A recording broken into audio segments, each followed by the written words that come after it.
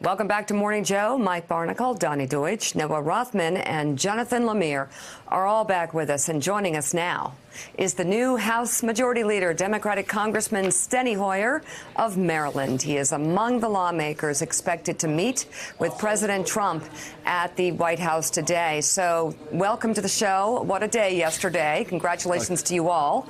Thank you very much, Monica. Appreciate it. What do you expect to accomplish at the meeting at the White House today? What do you hope will be accomplished?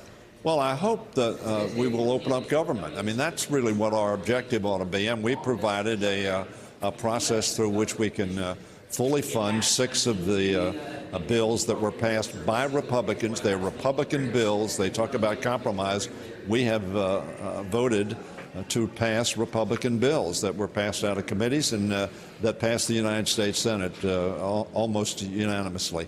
So that I'm hopeful that the president will say, okay, we're going to open up government. We have provided in a CR for the Homeland Security Department 30 days in which to negotiate a resolution to the impasse that we have seen. And for Vice President Pence to say they're going to keep the government shut down no matter what, I think is irresponsible and is hurting the economy, is hurting the confidence of the American people and, frankly, of the international community. We ought to open up government, and we have provided a way to do that. All right. Hey, Steny, always great to talk to you. Hey, Joe. Let's look at this from 30,000 feet. Yesterday, obviously, a historic day. It had to be a moving day for you and the rest of the Democrats. What do you want the headline to say 2 years from now at the close of this Congress, what the Democrats in the House accomplished? That the House and Senate and the Congress accomplished its work on time. It brought stability to the Affordable Care Act. It brought drug prices down. It provided for retraining of our citizens to take 21st century jobs. It addressed climate change. It addressed the universal registration of oversight of gun owners when they purchase guns. That we fixed DACA, and then we did a number of other things to make the lives of Americans better, and their Congress worked on time, responsibly, reached compromises that were in the best interest of our country. That's what I hope 2 years from now people will be saying. Well, Steny, let me ask you also, what areas do you see are possibilities for compromise between you and President Trump? What areas do you see as fertile ground to actually build a consensus with the President of the United States? Joe, well, when you see what the president said during the campaign, and he said since he was president, first of all, in the campaign, he said he wanted a health care program where everybody was covered at lower cost and higher quality. And I've said he sends that bill down to the Congress, I'm voting for it. We ought to accomplish that objective. He says he wants infrastructure. We want infrastructure. It creates jobs and will make us more competitive in the 21st century. Certainly, we ought to be able to reach agreement on that.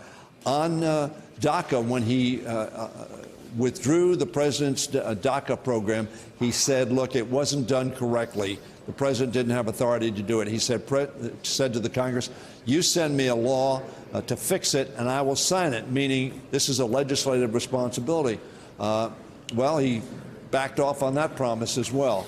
So that the key here is going to be, is this president prepared to compromise and work together with us? We know we have to compromise. He's the president. He has the veto. We can't override it. So we have to compromise. That's why when we decided what we were going to pass to open up government, we took all Republican bills. Not one of these is a Democratic bill. We didn't come up with new legislation of our own that we appreciated, that was in, were our priorities.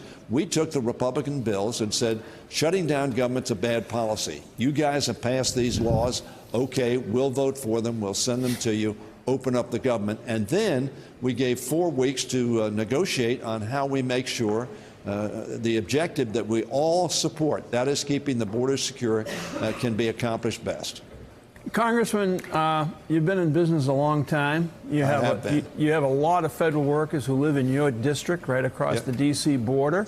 62,000, Mike. Yeah, and so you've got a meeting today with the President of the United States. Not your first meeting at the White House, not your first president that you've had a meeting with, but what's it like when you sit there with the President of the United States and you're sitting in front of a man who has no sense of the word that you just used, how to compromise. It's difficult.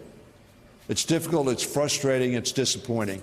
The President of the United States, I said in the meeting yesterday, Mr. President, I represent 750,000 constituents. You represent those same constituents, and you represent millions more across the country.